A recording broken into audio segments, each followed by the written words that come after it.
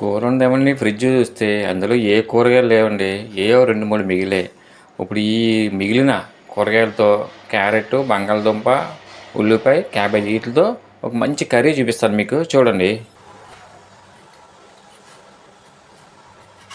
ఇప్పుడు ఈ విధంగా మొత్తం చెక్కేసుకుని ఉల్లిపాయలు తరుక్కుని దీన్ని నీళ్ళ చేసుకుని శుభ్రంగా క్లీన్ చేసుకోవాలండి.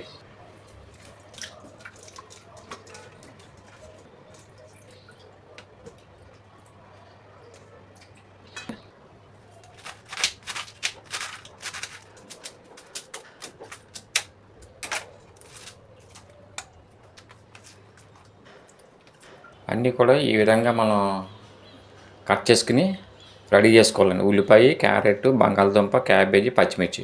సో ఇప్పుడు మనం కర్రీ ఏ విధంగా చేయాలి ప్రాసెస్కి వెళ్ళిపోదామా? Okay, done. స్టవ్ వెలిగించుకునండి. కడాయి పెట్టుకొని మనకు తగినంత ఆయిల్ వేసుకోవాలి. తగినంత ఆయిల్ వేసుకొని కొద్దిమంది ఆయిల్ ఎక్కువ వేసుకుంటారు, కొద్దిమంది తక్కువ వేసుకుంటారు. సో మీకు ఎలా కావాలన్నా ఆ విధంగా ఆయిల్ వేసుకోండి. ఆయిల్ మరిగిన వెంటనే మీరు చిన్న దాల్చిన చెక్క, 2 లవంగాలు వేసుకోండి. ఎందుకంటే ఇది కూర మంచి ఫ్లేవర్ టేస్టీగా వస్తుంది ఆ స్మెల్. దాని తర్వాత ముందుగా ఉల్లిపాయ ముక్కలు వేసుకోవాలి. ఎందుకంటే ఉల్లిపాయ పచ్చిగా ఉంటే మనం తిన్నాము. సో ఉల్లిపాయ మగ్గాలి కాబట్టి ముందు ఉల్లిపాయ వేసుకోండి.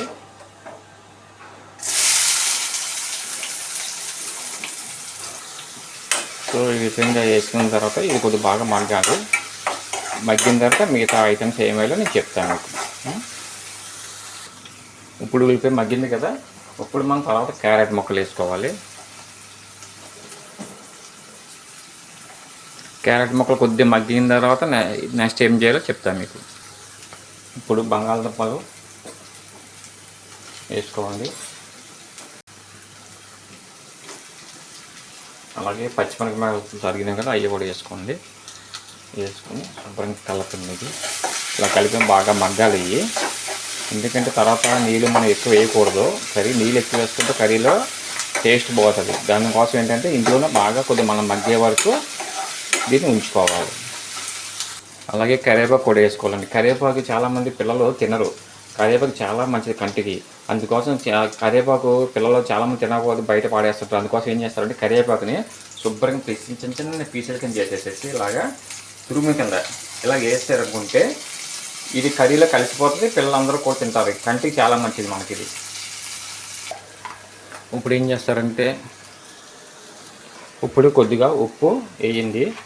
ఎక్కువ వేయద్దు, కొద్దిగా వేయండి ముక్కలకు పట్టడం కోసం. మళ్ళీ ఎందుకంటే మన తర్వాత మళ్ళీ వేసుకోవాలి మనం. కొద్దిగా ఉప్పు వేసి ఆ ముక్కలకు పట్టి ఆ కొద్దిగా మనకి టేస్టీగా ఉంటాయి. ఇప్పుడు మనం ఇవన్నీ మగ్గినాయి కదా, ఇప్పుడు ఏం చేయాలంటే మనం కట్ చేసి కడిగేసి ఉంచుకున్న క్యాబేజీ అందులో వేయాలి. క్యాబేజీ ముందు వేస్తే ఎందుకంటే బాగా మెత్తగా అయిపోతుంది.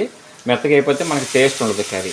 సో అందుకోసం ఏంటంటే ముందు వేయకుండా ఇవన్నీ మగ్గిన తర్వాత వేస్తే ఇది ఎందుకంటే త్వరగా మగ్గుతుంది కాబట్టి మనం లాస్ట్లో వేస్తాం దీన్ని.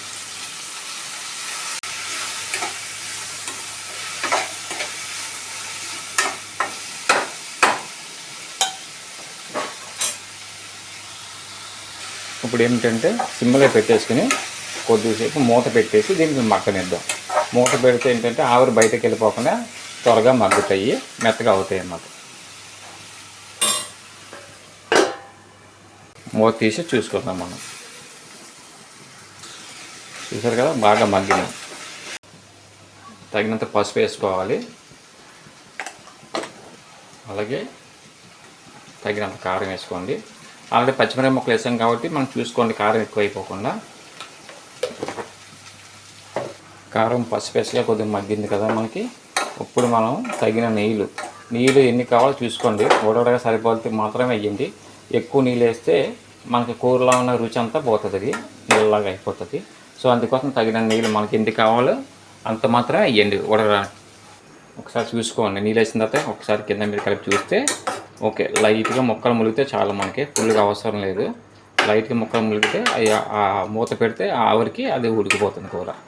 సో ఇప్పుడు ఈ నీళ్ళు వేసిన తర్వాత ఇందాక ఉప్పు చెప్పాను కదా మీకు, కొద్దిగా మాత్రం ఉప్పు వేయమని.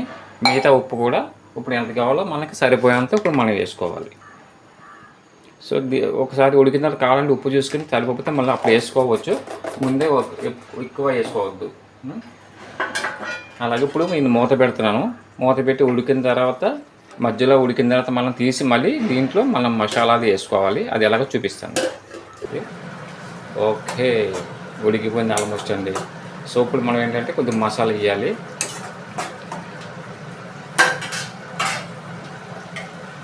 గరం మసాలా వేస్తున్నాను. గరం మసాలా కూడా ఎక్కువ అవసరం లేదు, కొద్దిగా వేసుకుంటే సరిపోతుంది మీకు, అంతే లైట్గా. ఇప్పుడు అందులో నీళ్ళు కనిపిస్తున్నాయి కదా, కొద్దిగా ఆ నీళ్ళు దగ్గరికి వచ్చే వరకు మనం ఉడకనిచ్చుకుంటే సరిపోతుంది అంతే. ఈ కూరకి ఏం పేరు పెట్టాలన్నది నాకు ఐడియా రాలేదు. సో మీరు అందరూ ఇది నచ్చితే ఈ కూరకి ఏం పేరు పెడితే బాగుంటుందో కామెంట్స్లో పెట్టండి. రైస్ రెడీ అయిన తర్వాత వేడి రైస్లో ఇది మనం వేసుకుని తింటే చాలా టేస్టీగా ఉంటుంది. ఇది రైస్లోనే కాకుండా మీరు చపాతీ కానీ పూరీ కానీ ఏది చేసుకున్నా ఈ కర్రీ వేసుకుని తింటే చాలా బాగుంటుంది. ఓకే, పేరు గుర్తొచ్చేసిందండి ఇప్పుడు, మల్టీపర్పస్ వెజ్ కర్రీ.